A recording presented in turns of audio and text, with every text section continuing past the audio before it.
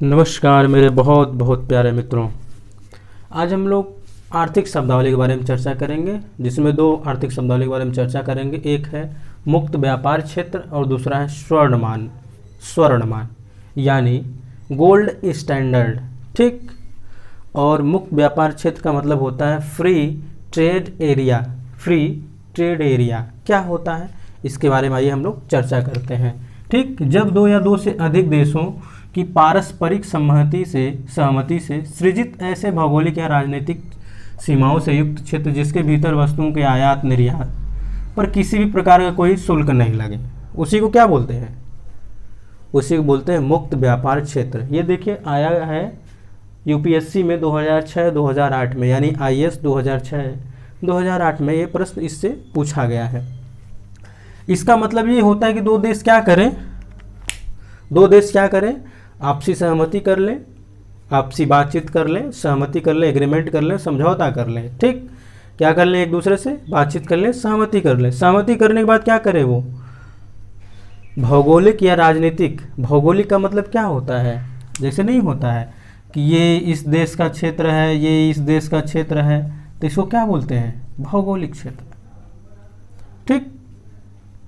भौगोलिक क्षेत्र इसे भी कहेंगे। और राजनीतिक क्षेत्र ये होता है कि आप कभी देखे होंगे कि भारत जैसे है, मान लीजिए भारत ये है, तो ये तो हो गया आपका राजनीतिक क्षेत्र, लेकिन भौगोलिक क्षेत्र का मतलब यहाँ तक होगा। ठीक। तो क्या हो, दो देशों के बीच सहमति से क्या किया जाए? भौगोलिक या राजनीतिक क्षेत्र को क्या किया जाए? सीमाओं से युक्त क्षेत्र को के भीतर ही जो है आयात निर्यात, इसको और सरल भाषा में समझा जाए तो मतलब दो देश हैं, क्या किए? आपस में बातचीत किए और अपने बॉर्डर या फिर अपने देश की सीमाओं के अंतर्गत भीतर वस्तुओं के आने जाने ले जाने के लिए कोई प्रशुल्क या कोई शुल्क नहीं लगाया जाता। इसी को बोलते हैं मुक्त व्यापार क्षेत्र। देखिए आयात निर्यात आप में से बहुत से लोग जानते भी होंगे, बहुत से लोग नहीं भी जानते होंगे, तो मैं ये मान कर चलता हूँ कोई आपको पता नहीं है, आप नहीं जानते हैं। आयात का मतलब होता है किसी अन्य देश से हमारे देश में वस्तु को ले आना। ठीक। मंगाना या फिर उसे खरीदना। निर्यात का मतलब ये होता है हमारे देश से दूसरे देश को दिया जाना, कोई वस्तु सेवा के रूप में। वस्तु भी हो सकता है और गुड्स भी हो सकता है, यानी वस्तु भी हो सकता है और सेवा भी हो सकता है। ठीक। आयात का मतलब होता है इंपोर्ट और निर्यात का मतलब होता है एक्सपोर्ट। ठीक। एक्स का मतलब बाहर, इम का मतलब अंदर, समझ लीजिए इसी से। ठीक। तो देखिए कितना सरल है, और ये पूछा गया है आईएएस एग्जामिनेशन में। आईएएस भारत के सबसे कठिनतम एग्जामिनेशन होता है, आप लोगों को ये बात पता होगी। ठीक। क्या है ये? मुक्त व्यापार क्षेत्र। आइए हम लोग नेक्स्ट टर्मिनोलॉजी यानी नेक्स्ट शब्दावली के बारे में चर्चा करते हैं। क्या है ये? स्वर्णमान फिलहाल अभी भारत में क्या विश्व के किसी भी देश में ये अभी नहीं है। हाँ, पहले था ये। पहले हमारे जो शासक रहे हैं वो लोग क्या करते थे? स्वर्णमान करते। जैसे सोने की मोहरें नहीं बनाते थे, तो वो उसे क्या बोलते थे? स्वर्णमान। जब किसी देश की प्रधान मुद्रा स्वर्ण में परिवर्तनशील हो तो, या फिर मुद्रा का मूल्य सोने में मापा जाता है, तो उसे क्या कहते हैं? इस व्यवस्था को स्वर्णमान कहते हैं। मतलब ये हुआ कि हमारा जो मुद्रा है, चाहे वो सिक्कों के रूप में हो, चाहे वो नोट्स के रूप में हो, उसको क्या किया जाए? परिवर्तनशील यानी सोने में परिवर्तित किया जा सके। इसका मतलब ये नहीं होता कि आप खरीद सके, ये आप मत सोचिएगा। आप तो परचेज तो कर सकते हैं सोने की मुद्रा को, ये मत इसमें मिक्स कर दीजिएगा, नहीं दिक्कत हो जाएगी। स्वर्ण मुद्रा को आप क्या कर सकते हैं? स्वर्ण को ही हम क्या कर सकते हैं? मुद्रा से खरीद सकते हैं।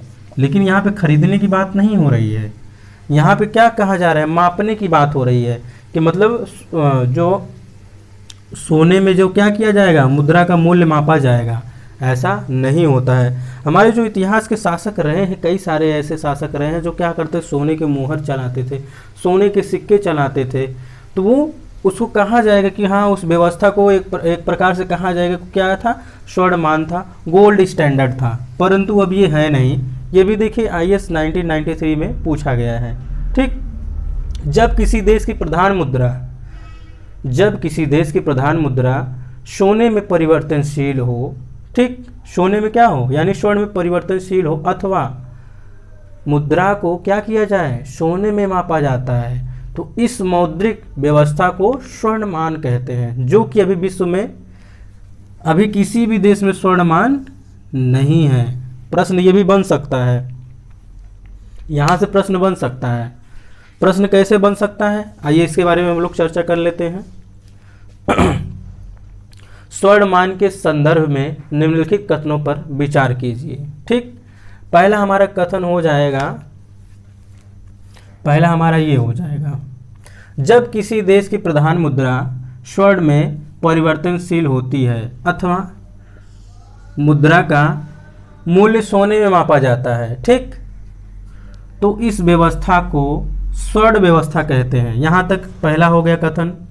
अब दूसरा कथन क्या हो जाएगा, अब किसी देश में स्वर्णमान नहीं है, यानी गोल्ड स्टैंडर्ड नहीं है, स्वर्णमान नहीं है, गोल्ड स्टैंडर्ड नहीं है। ठीक, अब नीचे क्या हो जाएगा, कूट हो जाएगा। कूट में पहला क्या हो जाएगा, ए केवल एक, बी केवल दो, सी एक और दो दोनों, और डी ना तो एक और ना ही दो। देखिए हमने प्रश्न को समझ लिया प्रश्न के रूप में। अब आप जैसे ही इसको प्रश्न के फॉर्म में लिखे हैं, प्रश्न में फ्रेम कर दिए हैं, ये तुरंत आपको क्लियर हो जाएगा। यदि आपको ये पता ही नहीं रहेगा तो आप क्या करेंगे, या तो आप दोनों सही लगा देंगे या तो आप इसमें से एक दो गलत कर देंगे। अगर आप ऐसे ही अगर आप प्रैक्टिस करते रहेंगे, टर्मिनोलॉजी देखिए ऐसे ही पूछा जाता है। कभी भी यूपीएससी हो, चाहे छोटे एग्जामिनेशन हो, स्टेट सिविल सर्विसेज हो, अगर उनसे कथन कारण में या फिर कोई टर्मिनोलॉजी में प्रश्न पूछा जाता है तो ऐसे ही पूछा जाता है, या फिर कभी कभी घुमा के पूछ दिया जाता है, दूसरे में मिला दिया जाता है। देखिए प्रश्न क्या था, जब किसी देश की प्रधान मुद्रा स्वर्ण में परिवर्तनशील होती है अथवा मुद्रा का मूल्य सोने में मापा जाता है, ठीक, तो इस व्यवस्था को स्वर्णमान कहते हैं। ठीक, इस व्यवस्था को क्या कहते हैं, स्वर्णमान कहते हैं। ये यहाँ तक हमारा पहला कथन था।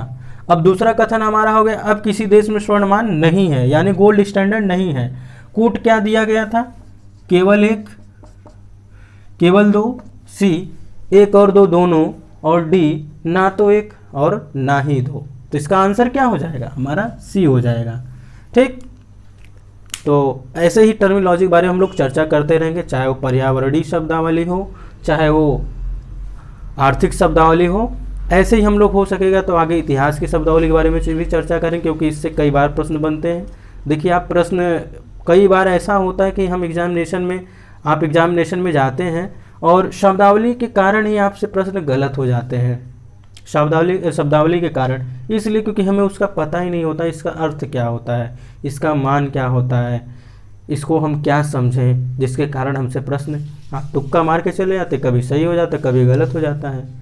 ठीक, तो मित्रों आज के लिए बस इतना ही। मुक्त व्यापार क्षेत्र था और स्वर्णमान था। ऐसे ही हम लोग क्या करेंगे, चर्चा करते रहेंगे, क्वेश्चन का फ्रेमिंग करते रहेंगे। ठीक है, मिलते हैं हम लोग नेक्स्ट वीडियो में, तब तक के लिए नमस्कार।